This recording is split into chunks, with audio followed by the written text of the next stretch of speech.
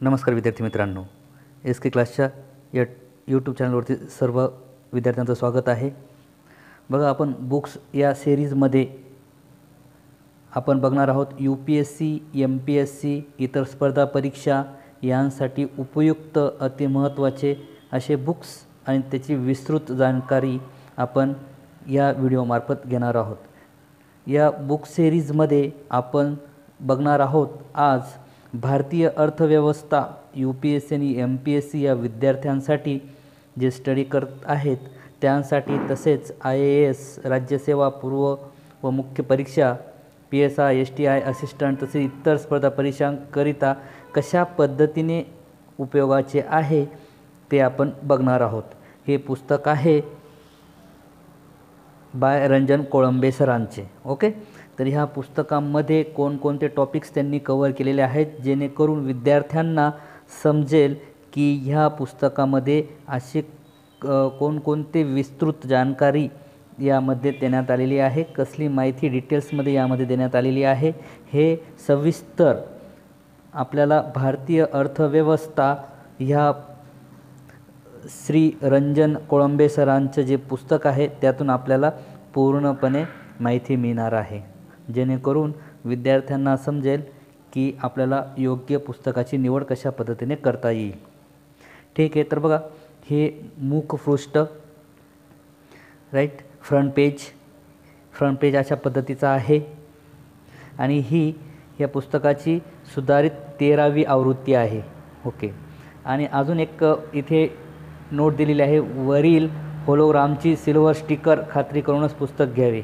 Okay, तर front पेजवर अजून भारतीय अर्थव्यवस्थेच्या सर्व क्षेत्रांचा विश्लेषणात्मक परामर्श, नवीनतम आकडेवारीसह घेणारा संदर्भ या ठिकाणी देण्यात आलेला आहे. ही थोडक्यात माहिती होती कोळंबे सरांच्या भारतीय अर्थव्यवस्था या पुस्तकाचं फ्रंट पेज होतं. आता आपण बॅक पेज बघूया. तर बॅक पेजवर त्यांनी इथे देण्यात आलेलं आहे, राज्यसेवा पूर्व परीक्षेसाठी अत्यंत उपयुक्त विश्लेषणात्मक वस्तुनिष्ठ प्रश्नसंच. ओके, आणि खाली दिलेला आहे Bhagirath IAS academy UPSC MPSC आणि त्यांचा ईमेल ID देण्यात आलेला आहे आणि ॲड्रेस पण देण्यात आलेला आहे पुणे इथला. ओके, आणि ह्या पुस्तकाची किंमत आपण आता बघूया. तर ह्या पुस्तकाची किंमत या ठिकाणी 330 रुपये देण्यात आलेली आहे आणि तुम्ही बुक स्टॉलवरून घ्याल किंवा ऑनलाईन घ्याल तर त्यावेळेस त्या ठिकाणी तुम्हाला डिस्काउंट उपलब्ध असेल तर ती तुम्ही खात्री करून घ्या. ओके, तर अशा पद्धतीने हे फ्रंट पेज आणि बॅक पेज बघितलं आपण. आता सविस्तर या पुस्तक ओपन केल्यानंतर आपल्याला काय बघण्यास मिळणार आहे तर याची सविस्तर आपण चर्चा करणार आहोत. तर यामध्ये बघा, फ्रंट पेजच्या बॅक साईडला काही फोटो लावण्यात आलेले आहेत. ओके, तर ज्यावेळेस तुम्ही पुस्तक घ्याल त्यावेळेस तुम्हाला त्याची माहिती मिळणारच आहे. आणि ह्या ठिकाणी वैशिष्ट्ये देण्यात आलेले आहे या पुस्तकाचे, काय काय वैशिष्ट्ये आहेत. ओके, तर हे वैशिष्ट्ये, त्यानंतर त्यामध्ये असलेले अनुक्रमणिकामध्ये असलेले सर्व पॉईंट्स हे आपण सविस्तर पद्धतीने बघणार आहोत. चला तर सुरुवात करूया आपण भारतीय अर्थव्यवस्था रंजन कोळंबे सरांच्या या पुस्तकाचे विश्लेषणात्मक वस्तुनिष्ठ असे आपण बघूया पॉईंट्स कोणकोणते त्यांचे आलेले आहेत. तर हे आपण मुखपृष्ठ बघितलेलं होतं. ओके, हे मलपृष्ठ म्हणजे बॅक पेज. त्यानंतर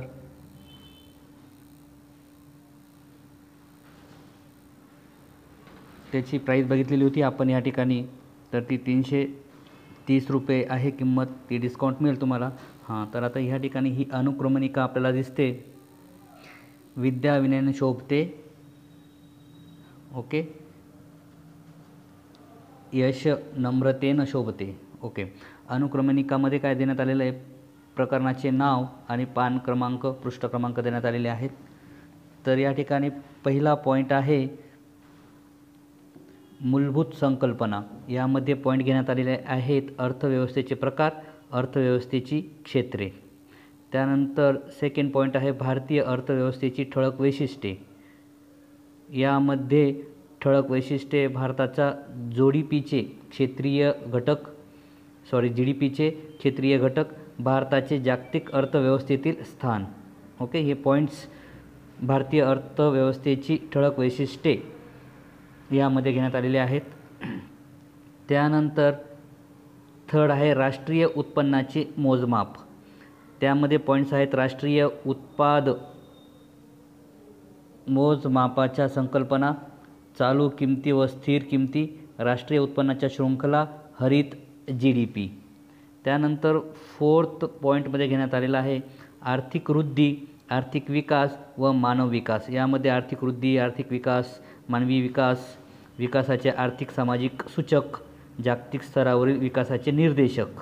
ओके, हे एवढे डिटेल्समध्ये पॉईंट्स घेण्यात आलेले आहेत. त्यामुळे विद्यार्थ्यांना सविस्तर पूर्णपणे माहिती मिळणार आहे. त्यानंतर 5 लेसनमध्ये काय घेण्यात आलेले आहे तर शाश्वत विकास. यामध्ये प्रास्ताविकता आहेच, त्याचबरोबर शाश्वत विकासाची संकल्पना, संकल्पनेचा उगम, शाश्वत विकासाची व्याख्या, शाश्वत विकासाचे आधार, शाश्वत विकासाचे घटक, असे पॉईंट्स शाश्वत विकासामध्ये घेण्यात आलेले आहेत. म्हणजे संपूर्ण शाश्वत विकासवर पूर्ण डिटेल्स यामध्ये उपलब्ध आहेत. आर्थिक नियोजनामध्ये काय काय पॉईंट्स आहेत बघा. अर्थ व प्रकार, भारतातील आर्थिक नियोजन, स्वातंत्र्यपूर्व प्रगती. त्यानंतर पंचवार्षिक योजना तयार करण्याची व्यवस्था व राज्यस्तरीय व जिल्हास्तरीय. ओके, पंचवार्षिक योजना पूर्ण माहिती मिळालेली आहे या ठिकाणी. त्याचबरोबर पंचवार्षिक योजना 1 to 12 1 ते 12पर्यंतचे सर्व पंचवार्षिक योजनांची माहिती या ठिकाणी देण्यात आलेली आहे. आणि त्याचबरोबर आर्थिक नियोजनावर प्रश्नसंचसुद्धा उपलब्ध आहे. 7मध्ये बघा काय म्हटलं आहे, दारिद्र्य. यामध्ये काय काय पॉईंट्स आहेत तर सापेक्ष व निरपेक्ष दारिद्र्य, दारिद्र्य रेषा. ओके, आणि भारतातील दारिद्र्याचे प्रमाण. त्याचबरोबर दारिद्र्य मोजमाप पद्धतीत सुधारणा, दारिद्र्य निर्मूलन धोरणे व कार्यक्रम. हे पॉईंट्स, संपूर्ण पॉईंट्सचे दारिद्र्य या लेसनमध्ये पाठामध्ये घेण्यात आलेले आहेत. जेणेकरून विद्यार्थ्यांना एकाच पुस्तकामध्ये सर्व पॉईंट्स उपलब्ध होत आहेत. म्हणजेच त्यांना 2-2, 3-3 पुस्तकं रेफर करण्याची आवश्यकता नाही. ठीक आहे, तर रोजगार व बेरोजगारी यामध्ये कोणकोणते पॉईंट्स आहेत बघा. तर कामगारांचे वर्गीकरण, त्यानंतर काही व्याख्या देण्यात आलेल्या आहेत रोजगार व बेरोजगारीचे. संघटित व असंघटित क्षेत्र, बेरोजगारी, अर्थ व प्रकार. हे पॉईंट्स. तसेच भारतातील बेरोजगारीचे मोजमाप हे घेण्यात आलेले आहेत. त्यानंतर 9मध्ये काय घेण्यात आले बघा. दारिद्र्य निर्मूलन व रोजगार निर्मिती कार्यक्रम, अवर्षण प्रवण क्षेत्र कार्यक्रम, एकात्मिक ग्रामीण विकास कार्यक्रम, जवाहर रोजगार योजना, इंदिरा आवास योजना, स्वर्ण जयंती शहरी रोजगार योजना, पंतप्रधान ग्राम सडक योजना, स्वर्ण जयंती ग्राम स्वरोजगार योजना, भारत निर्माण योजना, महात्मा गांधी राष्ट्रीय ग्रामीण रोजगार हमी योजना, 20 कलमी कार्यक्रम, पंतप्रधानांचा रोजगार निर्मिती कार्यक्रम, कौशल्य विकास, प्रश्नसंच. ओके, एवढे पॉईंट्स म्हणजे सर्वच योजना यामध्ये कवर करण्यात आलेले आहेत. सर्वच जे योजना आहेत त्यांच्यामधला तुम्हाला भेद पण लगेच कळेल आणि ते तुम्हाला लक्षात ठेवण्यास पण सोपं जाईल. ओके, त्यावर प्रश्नसंच पण उपलब्ध आहे. प्रश्नसंचाने तुमचं संकलन होईल.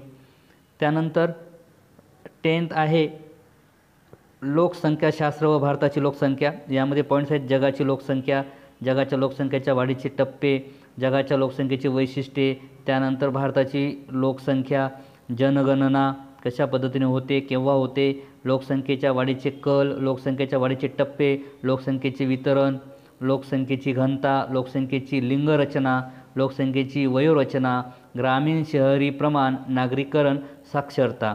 बघा, ह्या सर्व पॉईंट्सवरून तुमच्या एक गोष्ट लक्षात आलेली असेल की लोकसंख्याशास्त्र व भारताची लोकसंख्या जगाशी तर संबंधित केलेली आहेच, पण सर्वच पॉईंट यामध्ये डिटेल्समध्ये घेण्यात आलेले आहेत आणि याची विस्तृत जानकारी तुम्हाला त्या लेसनमध्ये मिळणारच आहे. त्यानंतर 11 पॉईंटमध्ये म्हटलेलं आहे भारताची जनगणना. भारताची जनगणना 2011, भारताची महाराष्ट्राची जनगणना. ओके, भारताची पण आणि महाराष्ट्राची पण जनगणना. यामध्ये तुम्हाला लगेच भेद लक्षात येऊन लागेल. त्यानंतर पुढचा आहे 12 पॉईंट. त्यामध्ये समावेशन व सामाजिक क्षेत्र पुढाकार, आर्थिक समावेशन, वित्तीय समावेशन, आर्थिक समावेशन. ओके, हे तिन्ही पॉईंट्स कवर करण्यात आलेले आहेत. आर्थिक समावेशन पण, त्यानंतर वित्तीय समावेशन पण आणि आर्थिक समावेशन दोघांचे एकत्रित प्रमाण पद्धतीने यामध्ये तुम्हाला डिटेल्समध्ये माहिती देण्यात आलेली आहे. त्यानंतर 13 आहे भारतीय व्यापारी बँक व्यवसाय. यामध्ये कोणकोणत्या बँक येतात बघा. भारतीय वित्तीय व्यवस्थेची रचना कशी आहे ती आपल्याला पहिले सुरुवातीला प्रस्तावना होईल. भारतीय व्यापारी बँक व्यवसायाची रचना व उत्क्रांती याविषयी माहिती मिळेल. राष्ट्रीयकरण, त्यानंतर व्यापारी बँकांची कार्य, सार्वजनिक क्षेत्रातील बँका, खाजगी क्षेत्रातील बँका, ओके, परकीय व्यापारी बँका, त्यानंतर अग्रणी बँक योजना, अग्रक्रम क्षेत्र कर्ज पुरवठा, प्रादेशिक ग्रामीण बँका आणि त्यावर उपलब्ध असलेला हा प्रश्नसंच. ओके, बघा तुम्हाला वेगवेगळ्या प्रकारच्या बँका आहेत आणि त्या बँकांची विस्तृत पद्धतीने सर्व माहिती मिळेलच आणि त्याचबरोबर प्रश्नसंच पण उपलब्ध आहे. ठीक आहे, इथे 14th लेसनमध्ये काय म्हटलं आहे बघा. सहकारी बँक व्यवसाय. सहकारी बँक व्यवसाय यामध्ये सुरुवातीलाच प्रस्तावनेमध्येच अर्थ, व्याख्या, वैशिष्ट्ये हे तर पॉईंट क्लिअर होणारच. त्याचबरोबर सहकाराची तत्त्वे, त्यानंतर सहकारी संस्थांचे प्रकार, जिल्हा मध्यवर्ती सहकारी बँका, राज्य सहकारी बँका, नागरी सहकारी बँका, भूविकास बँका आणि त्यावर उपलब्ध असलेला प्रश्नसंच. ओके, म्हणजे सरकारी बँक ज्या आहेत त्यांच्यामध्ये असलेले वेगवेगळे बँक कोणकोणते येतात, जिल्हा, राज्य, नागरी, भूविकास, या सर्व बँकांचे पण डिटेल्स तुम्हाला या ठिकाणी 14व्या लेसनमध्ये उपलब्ध आहेत आणि त्यावरील प्रश्नसंच पण उपलब्ध आहे. ओके, म्हणजे तुम्हाला वेगवेगळे पॉईंट्स बघण्यासाठी वेगवेगळ्या पुस्तकांची आवश्यकता नाही, तर एकाच पुस्तकामध्ये तुम्हाला सर्व पॉईंट्स मिळत आहेत. तर या ठिकाणी बघा 15 भारतीय रिझर्व्ह बँक, त्याची स्थापना व राष्ट्रीयकरण हे हा पॉईंट आहे. संघटन व व्यवस्थापन तो आहे. RBIची कार्य व चलनविषयक धोरण तो पॉईंट आहे आणि RBIचा प्रश्नसंच पण आहे. ओके, त्यानंतर 16 लेसन. ओके, आता ह्या पुस्तकातला भारतीय अर्थव्यवस्था, राईट, भारतीय अर्थव्यवस्था हे पुस्तक घेऊन तुम्ही त्याचा डिटेल स्टडी करायचा आहे आणि एक एक लेसनवर आपण काय करणार आहोत तर चर्चा करणार आहोत, राईट. तर त्याची डिटेल्स तुम्ही बघा. आता भांडवल बाजार. ओके, भारतीय भांडवल बाजार याच्यामध्ये काय काय देण्यात आले तर रचना आहे. औद्योगिक वित्त पुरवठा संस्था, महाराष्ट्रातील औद्योगिक वित्त पुरवठा संस्था, नाबार्ड, एक्झिम बँक, विमा कंपन्या, म्युच्युअल फंड्स, ओके, गृहनिर्माण वित्त पुरवठा, पतदर्जा ठरविणाऱ्या संस्था, हे पॉईंट सर्व भारतीय भांडवल बाजार यामध्ये घेण्यात आलेले आहेत. ओके, त्यामध्ये अजून पॉईंट्स आहेत भारतातील रोखे बाजार, सेबी आणि त्यावर उपलब्ध असलेला प्रश्नसंच, जेणेकरून आपण व्यवस्थित स्टडी केला की नाही का काही पॉईंट राऊंड्स गेले तर ते आपल्याला प्रश्नसंचावरून लक्षात येईल. त्यानंतर पुढचं आहे 17 भारताची चलन व्यवस्था. त्यामध्ये भारतीय चलन, नाणे व नोटा, चलन पुरवठा मोजण्याच्या पद्धती, M1, M2, M3, M4 आणि त्यावर उपलब्ध असलेला प्रश्नसंच. त्यानंतर 18 लेसन आहे भारताचा आंतरराष्ट्रीय व्यापार.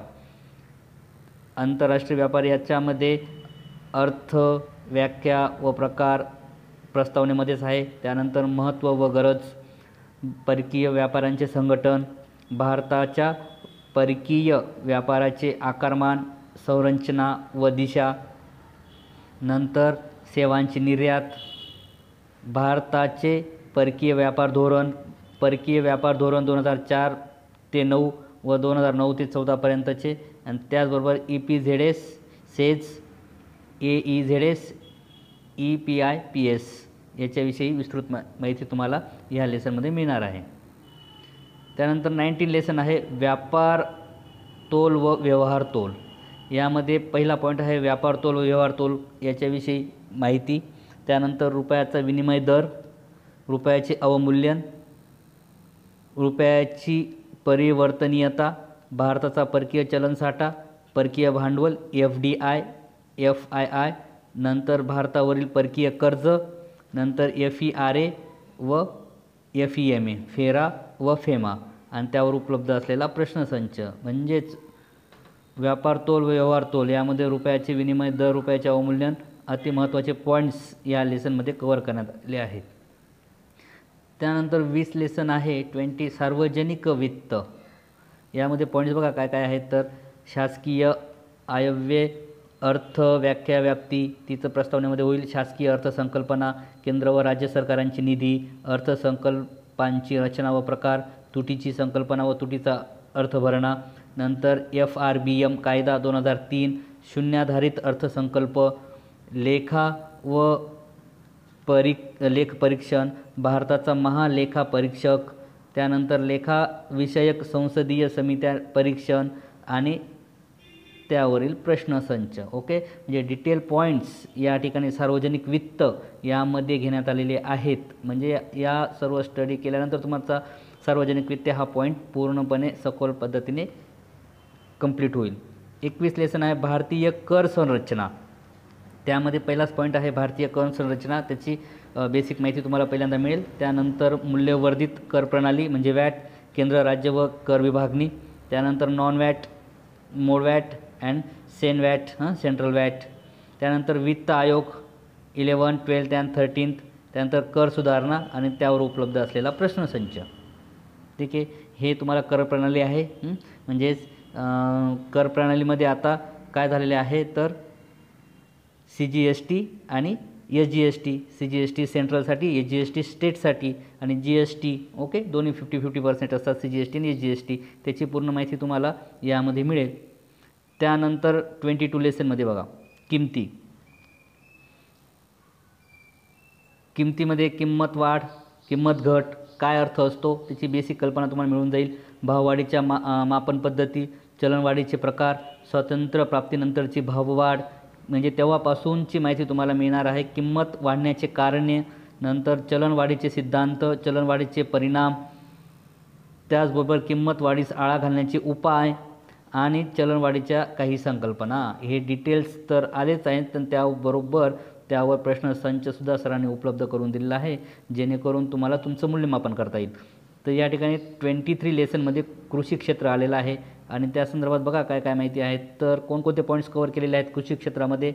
भारतीय अर्थव्यवस्थेतील कृषी क्षेत्राचे महत्त्व, कृषी क्षेत्राचा विकास, हरित क्रांती, कृषी विकासाच्या योजना, भारतीय अन्नधान्याचे उत्पादन, कृषी आदाने, बियाणे, खते, जलसिंचन, कृषी वित्त, कृषी विपणन, कृषी मूल्यनीती व अन्न व्यवस्थापन, कृषी विमा, कृषी विस्तार. बघा कृषी संदर्भात असलेले सर्व पॉईंट्स या कृषी क्षेत्रामध्ये आलेले आहेत. ओके, तर कृषी विमापासून तर त्याच्या हरित क्रांतीपासून सर्वच पॉईंट या कृषी क्षेत्रामध्ये घेण्यात आलेले आहेत. ठीक आहे, त्यानंतर 24 लेसन आहे उद्योग क्षेत्र. उद्योग क्षेत्रामध्ये काय पॉईंट्स आहेत बघा. अर्थव्यवस्थेतील उद्योगांचे महत्त्व, नंतर उद्योगांचे वर्गीकरण, औद्योगिक उत्पादनाचा निर्देशांक, औद्योगिक धोरण, भारतातील सार्वजनिक क्षेत्र, सूक्ष्म लघु मध्यम उपक्रम क्षेत्र, स्मॉल स्केल इंडस्ट्रीज असतात त्या पद्धतीने. त्याची पण MSMEने आता केलेली आहे MSME. ओके, तर गव्हर्नमेंटची अंडर आहे, त्याचं रजिस्ट्रेशन करावं लागतं. Micro small medium enterprise. Okay, तर त्याची ही पूर्ण माहिती उद्योग क्षेत्र यामध्ये देण्यात आलेली आहे. इथे दिलेलं आहे बघा. परत सूक्ष्म लघु मध्यम उपक्रम क्षेत्र म्हणजेच MSME. मायक्रो, सूक्ष्म म्हणजे मायक्रो, लघु म्हणजे स्मॉल, मध्यम म्हणजे मीडियम आणि एंटरप्राइज उपक्रम क्षेत्र. त्याची तुम्हाला थोडक्यात माहिती म्हणजे थोडक्यात नाही म्हणता येणार, डिटेल्समध्ये हे व्याख्या आहे, महत्त्व योगदान आहे, चौथी अखिल भारतीय गणना आहे त्यामधला पॉईंट. त्यानंतर विकासासाठी धोरणात्मक उपाययोजना आहे, संस्थात्मक यंत्रणा आहे, महत्त्वाची धोरणे व योजना त्यामध्ये आलेल्या आहेत. 26 या लेसनमध्ये बघा महाराष्ट्रातील उद्योग क्षेत्र. यामध्ये महाराष्ट्राचे औद्योगिक धोरण 2013 याची संपूर्ण माहिती, महाराष्ट्राचे औद्योगिक चित्र काय आहे ते पण तुम्हाला इथे विस्तृत पद्धतीने माहिती मिळेल. औद्योगिक संरचनेतील बदल, राज्यातील औद्योगिक गुंतवणूक, महाराष्ट्रातील सेज, त्यानंतर सामूहिक प्रोत्साहन योजना 2013. ओके, याची ही विस्तृत जानकारी तुम्हाला या लेसनमध्ये मिळणार आहे. 27मध्ये बघा सेवा क्षेत्र. त्यामधला पॉईंट्स आहे सेवा क्षेत्रांचे वाढते महत्त्व, सेवा क्षेत्रांचे वर्गीकरण, आंतरराष्ट्रीय तुलना, भारतीय सेवा क्षेत्रांचे महत्त्व. 28 यामधला पॉईंट आहे, हा लेसन आहे पायाभूत संरचना विकास. यामध्ये अर्थ सुरुवातीलाच देण्यात आलेला आहे. त्यानंतर भौतिक व सामाजिक पायाभूत संरचना, पायाभूत संरचनेचे स्वरूप, पाणी पुरवठा, स्वच्छता. त्याचबरोबर गृहनिर्माण, रेल्वे वाहतूक, रस्ते वाहतूक, जल वाहतूक व बंदरे, नागरी विमान वाहतूक. बरोबर. तर पायाभूत संरचना व विकास यामध्ये पाणी पुरवठापासून स्वच्छता, गृहनिर्माणपासून रेल्वे पण, रस्ते पण, जहाज पण आणि नागरी पण, हे सर्वच्या सर्व पॉईंट्स पायाभूत संरचना विकास 28 या लेसनमध्ये घेण्यात आलेले आहे. 29 हा लेसन बघा कशावर अवलंबून आहे, तर तो भारतातील संचार, दळणवळण व्यवस्था. यामध्ये अर्थ आलाच टपाल सेवा, नियतकालिके, टेलिग्राम, टेलिफोन, रेडिओ, त्याचबरोबर टेलिव्हिजन, सर्व माहिती प्रसारण क्षेत्र. यामध्ये भारतातील संचार आणि दळणवळण कशा पद्धतीने होतो याची डिटेल्स माहिती तुम्हाला 29 या लेसनमध्ये मिळेल. 30 लेसनमध्ये काय म्हटलं आहे बघा, महाराष्ट्रातील पायाभूत संरचना. त्यामध्ये पाणी पुरवठा आली, स्वच्छता आली, गृहनिर्माण, रेल्वे वाहतूक, रस्ते वाहतूक महाराष्ट्रात कशा पद्धतीने आहे, त्यानंतर जहाज वाहतूक व बंदरे कुठे कुठे उपलब्ध आहे, त्यानंतर नागरी विमान वाहतूक. ओके, याची डिटेल्स माहिती तुम्हाला 30 या लेसनमध्ये मिळेल. 31 बघा, यामध्ये काय म्हटलेलं आहे, भारतातील आर्थिक सुधारणा. त्यामधला पहिला पॉईंट आहे आर्थिक सुधारणा हाती घेण्याची कारणे. त्यानंतर 1951च्या संकटाला सरकारचा प्रतिसाद कशा पद्धतीचा होता, आर्थिक सुधारणांची प्रमुख क्षेत्रे, उदारीकरण, त्यामध्ये संकल्पना, अर्थ, वैशिष्ट्ये, व्याप्ती, मर्यादा, खाजगीकरण, अर्थ, संकल्पना, कारणे, फायदे, मर्यादा, भारतातील निर्गुंतवणूक, त्यानंतर जागतिकीकरण, संकल्पना, अर्थ, घटक. 32 या लेसनमध्ये आंतरराष्ट्रीय नाणेनिधी आणि जागतिक बँक. आंतरराष्ट्रीय नाणेनिधी IMF, ओके, आणि त्यानंतर जागतिक बँक IBRD. याची डिटेल्समध्ये माहिती तुम्हाला इथे मिळेल. त्यानंतर 33 यामध्ये आहे जागतिक व्यापार संघटना WTO, त्याची पार्श्वभूमी, त्याचा गॅट करार, त्याचबरोबर जागतिक व्यापार संघटना, स्थापना व उद्दिष्टे, सदस्य राष्ट्रे व प्रशासन, अंतर्गत करार. असे पॉईंट्स तुमचे टोटल्स पूर्ण या बुकमध्ये 33 लेसन्सचे पूर्ण कंप्लीट करून देण्यात आलेले आहेत, जेणेकरून विद्यार्थ्यांना एकाच बुकमध्ये सर्व पॉईंट्स क्लिअर होतील आणि तुम्ही रीडिंग करायला लागाल तर तुम्हाला इंटरेस्ट निर्माण होऊन नवीन नवीन माहिती आणि डिटेल्स माहिती एकाच पुस्तकामध्ये तुम्हाला उपलब्ध होईल. ओके, तर त्याचा स्टडी करा आणि त्यामध्ये असलेल्या एक एक लेसनवर आपण डिस्कस करणार आहोत. Okay, thank you.